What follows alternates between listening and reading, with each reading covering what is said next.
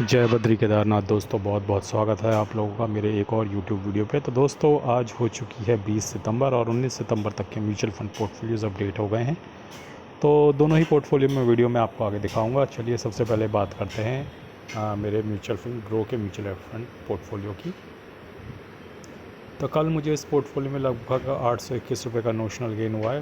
जो total return है वो 85,000 बन गए और 27,47,000 इन्वेस्टेड वैल्यू और 28,33,000 जो है करंट वैल्यू है पोर्टफोलियो की।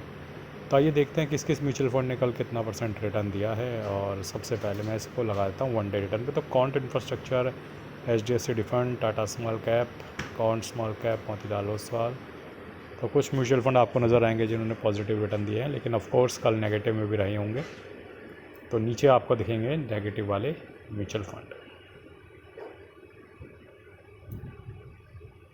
आइए चलते हैं अपने इंड मनी ऐप के म्यूचुअल फंड पोर्टफोलियो पे। तो इंड मनी ऐप के म्यूचुअल फंड पोर्टफोलियो में कल मुझे 709 रुपये का नोशनल लॉस हुआ है।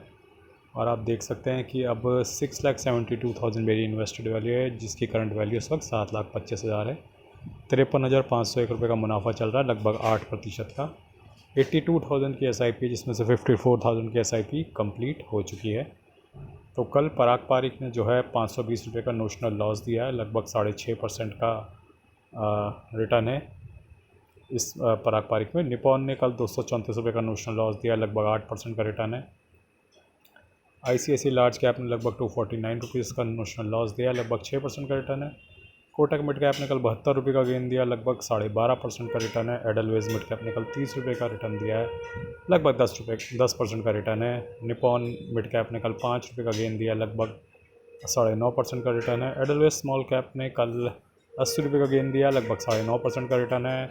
HDFC मिड कैप ने कल 42 रुपीज़ का गेन दिया, लगभग 9.5% का रिटर्न है। मोतीलाल मिड कैप ने कल 205 का लॉस दिया है, 9.25% का रिटर्न है। कोटक स्मॉल कैप ने कल 93 रुपीज़ का गेन दिया, लगभग 7.5% का रिटर्न है। कैनरा स्मॉल कैप ने कल 53 रुपीज़ का गेन दिया, लगभग 9% का रिटर्न है। HSBC स्मॉल कैप ने कल 45 रुपये का गेन दिया, लगभग 9.25% का return. Bank of India small cap ने 29 रुपये का गेन दिया, लगभग 8% का रिटर्न।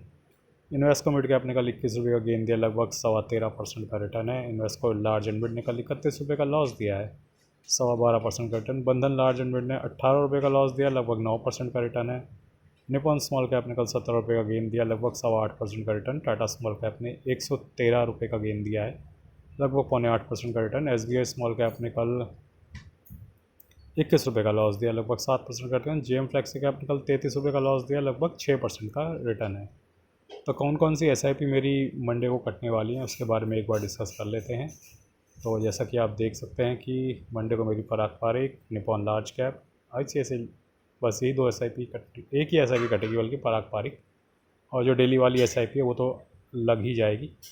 तो एक्चुअली में ये 21 दिखा रहा है, 21 तो कल ही है संडे, तो संडे वाली भी मंडे को ही कटेगी। तो Nippon large cap, ICICI large cap, HSBC small cap, Canara Robeco small cap, Nippon India small cap, Invesco India mid cap, Invesco India large and mid cap, JM flex के बहुत सारी SIPs, Bandhan large and mid cap, Motilal Oswal mid cap. ओ बाप रे, लग रहा है Monday को बहुत सारी SIPs मेरी कटने वाली हैं। और आई थिंक मुझे ऐसा लग रहा है कि इसका ना फ़ायदा ही होने वाला है, क्योंकि मंडे को मुझे लग रहा है मार्केट गिरेगी। उसकी वजह है कि जो हमारे डोनाल्ड ट्रंप साहब हैं उन्होंने H1B वीज़ा पे जो फ़ीस बढ़ाने का प्रपोज़ल दिया है, $1,00,000, लगभग 90 लाख रुपए इंडियन रुपीज़। उसकी वजह से जो हमारे IT कंपनी है उनके शेयर दबाव में आएंगे। और ADR होता है एक अमेरिकन डिपॉजिटरी रिसीट।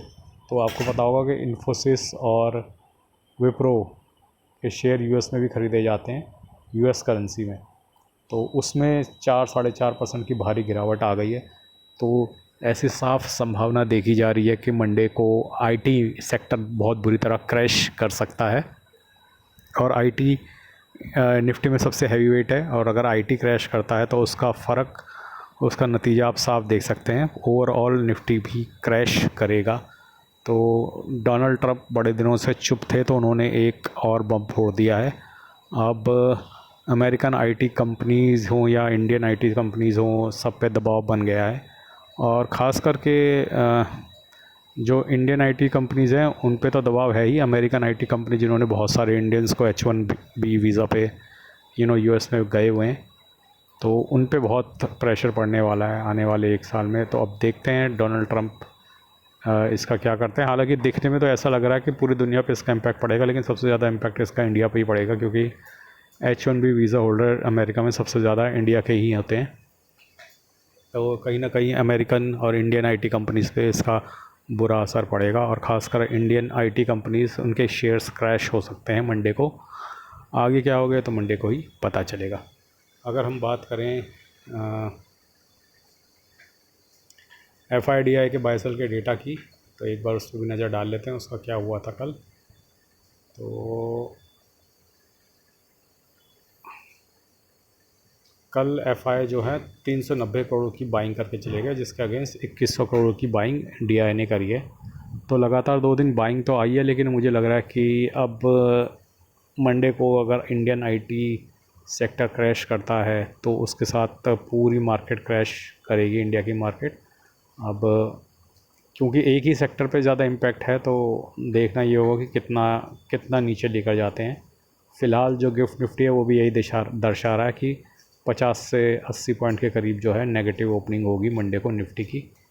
और अगर ऐसा होता है तो जो गेंस, जो मोमेंटम बन रहा था, वो मोमेंटम बिखरता हुआ नज़र आएगा।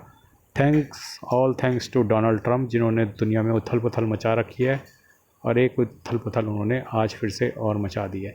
तो अपनी कुर्सियों की पेटी बांध लो, क्योंकि मंडे को रोलर कोस्टर राइड शुरू होने वाली है। आज के लिए बस इतना ही। धन्यवाद, गुड बाय, जय बद्री केदार।